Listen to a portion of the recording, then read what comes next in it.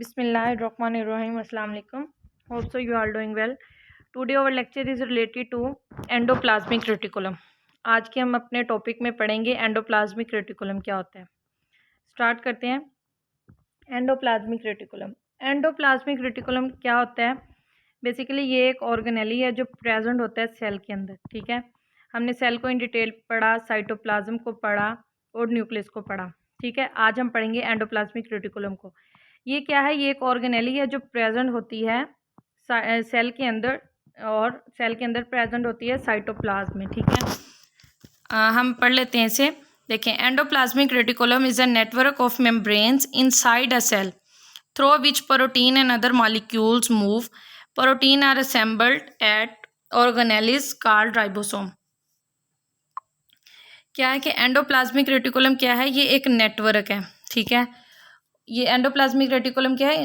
Network of membranes है. ये कहाँ प्रेजेंट है? सेल के अंदर प्रेजेंट है.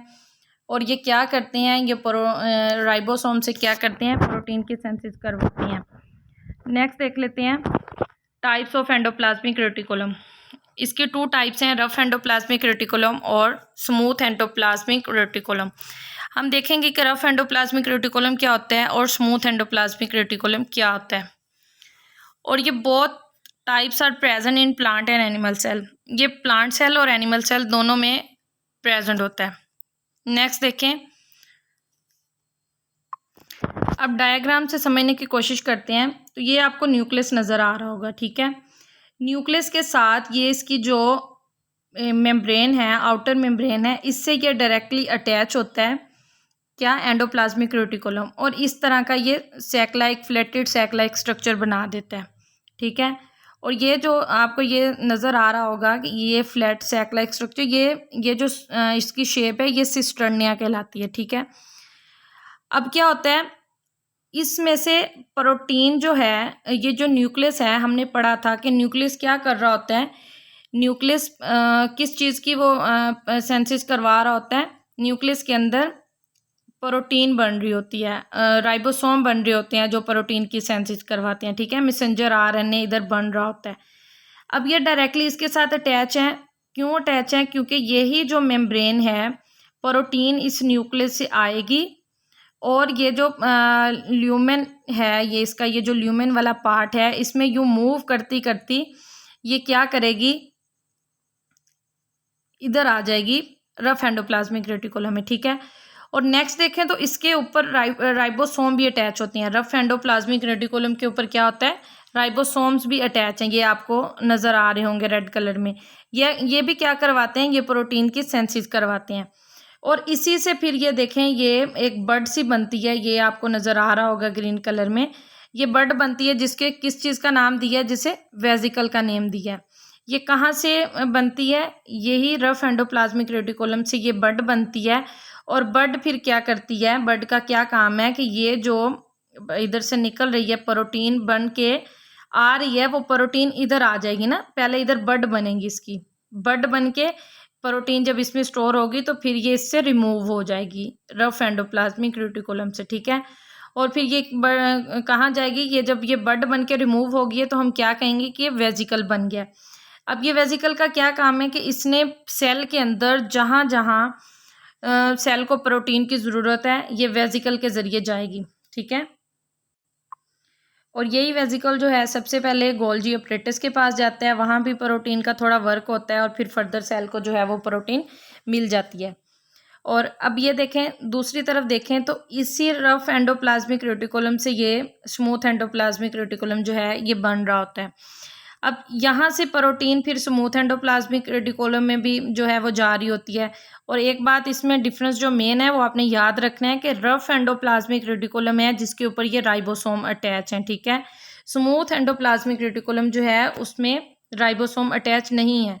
अब ये रफ एंडोप्लाज्मिक रेटिकुलम, इसमें इसे क्यों कहा गया है? आप देखें तो इसकी इन दोनों में कंपैरिजन करें तो रफ एंडोप्लाज्मिक रेटिकुलम इसको इसलिए नाम दिया गया है, इसके ऊपर राइबोसोम होने की वजह से इसकी जो स्ट्रक्चर होता है वो रफली नज़र आ रहा होता है. रफ स्ट्रक्चर इसका नज़र आ रहा होता है बनिस्बत किसके? स्मूथ एंडोप्लाज्मिक रेटिकुलम के, ठीक है।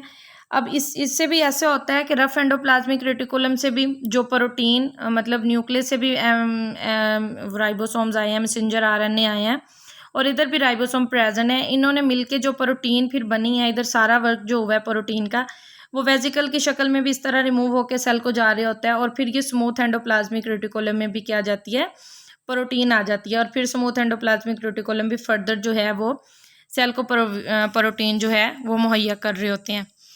नेक्स्ट देख लेते हैं। देखें, इधर सेल का स्ट्रक्चर दिखाया गया है। इधर बेसिकली ये सेल का स्ट्रक्चर दिखाने का मकसद ये है कि जो बिल्कुल बिगिनर लेवल के हैं, जिन्हें अभी मतलब कॉन्सेप्ट क्लियर नहीं हो रहे, तो ये इसलिए दिखाया है दोबारा कि थोड़ा उनका रिवाइज हो जाए। हमने सेल पढ़ा था, ये सारा सेल है, ठीक है। सेल के बाद ये जो खाली जगह है अंदर, ये हमने पढ़ा था कि ये साइटोप्लाज्म है। साइटोप्लाज्म के अंदर क्या है, ये आपको डिफरेंट तरह की ये छोटी छोटी चीज़ें नज़र आ रही हैं। ये चीज़ें बेसिकली क्या हैं, ये ऑर्गेनेलीज हैं। इनमें से कुछ माइटोकॉन्ड्रिया है, ये आपको नज़र आ रहा है माइटोकॉन्ड्रिया, माइक्रोट्यूब्यूल्स हैं, सेंट्रोसोम्स हैं, ठीक है, लाइसोसोम्स हैं, वेजिकल्स हैं। अभी ये क्या है, ये ऑर्गेनेलीज हैं सारी, ठीक है। और आज हम क्या पढ़े हैं, आज हम पढ़े हैं एंडोप्लाज्मिक रेटिकुलम, और ये जो पर्पल कलर में आपको नज़र आ रहा है, ये क्या है, ये एंडोप्लाज्मिक रेटिकुलम है, और ये जो पर्पल है ये है न्यूक्लियस, ठीक है। अब क्या होता है कि एंडोप्लाज्मिक रेटिकुलम पीछे भी हमने डिस्कस किया कि एंडोप्लाज्मिक रेटिकुलम क्या है, ये न्यूक्लियस की जो मेम्ब्रेन है उसके साथ ये अटैच होते हैं, ठीक है।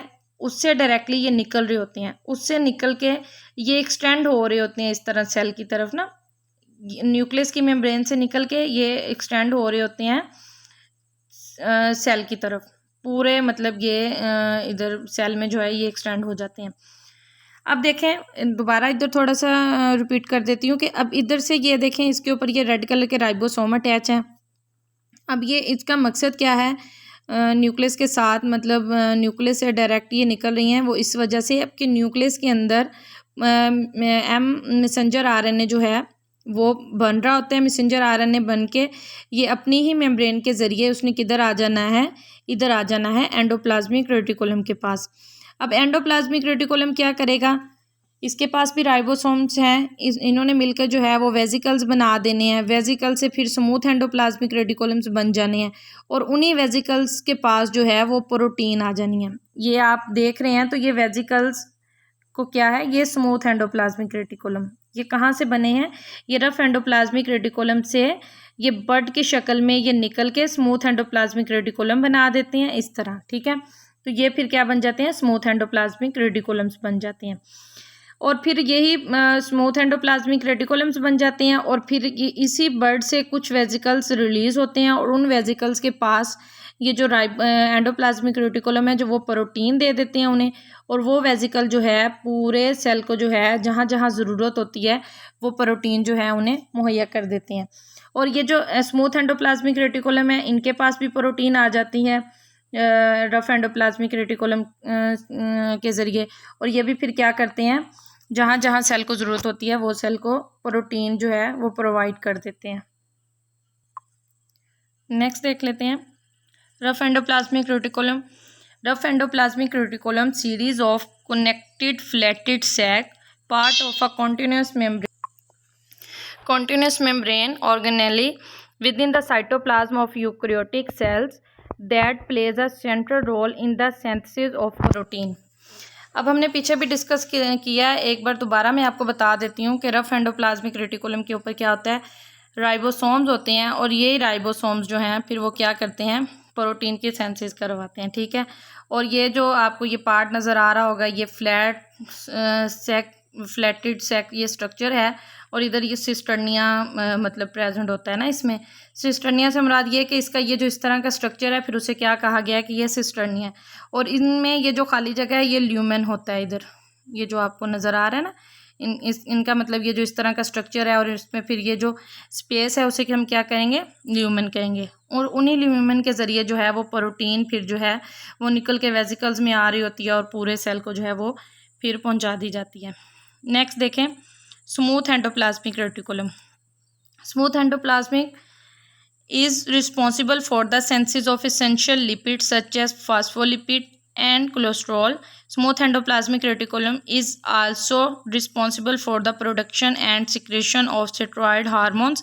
It is also responsible for the metabolism of carbohydrates. The smooth endoplasmic store and release calcium ion. अब पीछे भी हमने पढ़ा है कि स्मूथ एंडोप्लाज्मिक रेटिकुलम अगर आप देखें तो ये ट्यूब्यूल्स की तरह का इसका स्ट्रक्चर है ना। ये रफ एंडोप्लाज्मिक रेटिकुलम से इसका स्ट्रक्चर थोड़ा सा चेंज है, ये इस तरह ट्यूब्यूल्स लाइक स्ट्रक्चर होता है। ये बेसिकली निकला कहाँ से है, ये बना इससे ही है, सॉरी रफ एंडोप्लाज्मिक रेटिकुलम से ही ये बना है। ठीक है, एक सेकेंड देखें, ये बना इसी से ही है। लेकिन अब इन दोनों में थोड़ा अगर डिफरेंस आप देखें तो जो रफ एंडोप्लाज्मिक रेटिकुलम है उसमें हम क्या था, राइबोसोम्स अटैच थे, वो प्रोटीन की सेंसिस करवा रहे थे। अब वो प्रोटीन की सेंसिस, उसमें से प्रोटीन जो है इधर भी आ जाती है ना, स्मूथ एंडोप्लाज्मिक रेटिकुलम के पास भी आ जाती है। अब खुद भी इसका वर्क है ना, जब वो बन के से अलग हो गया तो अब इसका काम क्या है कि इसने क्या करवाना है, सेंसिस ऑफ एसेंशियल लिपिड्स। इसने लिपिड्स जो है वो उसकी सेंसिस करवानी है, फास्फोलिपिड्स की और कोलेस्ट्रॉल्स की। ठीक है, ये स्मूथ एंडोप्लाज्मिक रेटिकुलम का वर्क है। ठीक है, फिर वो क्या करता है, हार्मोन्स कुछ किस्म के वो रिलीज़ करता है, जो फिर वो पूरे सेल्स को जो है वो जहाँ ज़रूरत होती है उन्हें पहुँचा दिए जाते हैं। और मेटाबॉलिज्म ऑफ कार्बोहाइड्रेट्स जो है वो भी किसका काम है, स्मूथ एंडोप्लाज्मिक रेटिकुलम का काम है। आई होप सो आपको समझ आ रही है। नेक्स्ट अब जो है वो main function of endoplasmic reticulum के देख लेते हैं। वैसे तो हमने जो साथ साथ डिस्कस किया है, मेन फंक्शन इसमें जो है वो क्या है, ट्रांसपोर्ट का काम है। किस चीज़ की ट्रांसपोर्ट है, प्रोटीन की ट्रांसपोर्ट है। और दूसरी तरफ जो है स्मूथ एंडोप्लाज्मिक रेटिकुलम जब बन जाता है तो वो लिपिड्स वगैरह और वो सारा प्रोसीजर स्मूथ एंडोप्लाज्मिक रेटिकुलम में हो रहा होता है। देख लेते हैं, endoplasmic reticulum is responsible for transport of carbohydrates and protein to another organelles. ठीक है, हमने अभी पढ़ा है कि कार्बोहाइड्रेट्स, लिपिड्स ये स्मूथ एंडोप्लाज्मिक रेटिकुलम में बन रहे होते हैं, सेंसाइज हो रहे होते हैं। और प्रोटीन की सेंसिस कहाँ हो रही होती है, रफ एंडोप्लाज्मिक रेटिकुलम में हो रही होती है। अब उन्हीं से फिर जो है ये अदर ऑर्गेनेल्स यानी कि सेल के अदर जो ऑर्गेनेल्स जो सेल में पाई जाती हैं, उन्हें ये जहाँ जहाँ ज़रूरत होती है वहाँ उन्हें प्रोटीन और कार्बोहाइड्रेट, लिपिड्स वगैरह मुहैया कर दी जाती हैं। अब देखें, it plays an important role in the synthesis of lipid, glycogen and proteins also like other steroid. They provide a wide area for cellular reaction. It acts as an intracellular supporting framework that also maintains the form of the cell. ठीक है, it helps in the formation of plasmodesmata. I hope so आपको समझ आ गई है। अस्सलाम वालेकुम, अल्लाह हाफिज़।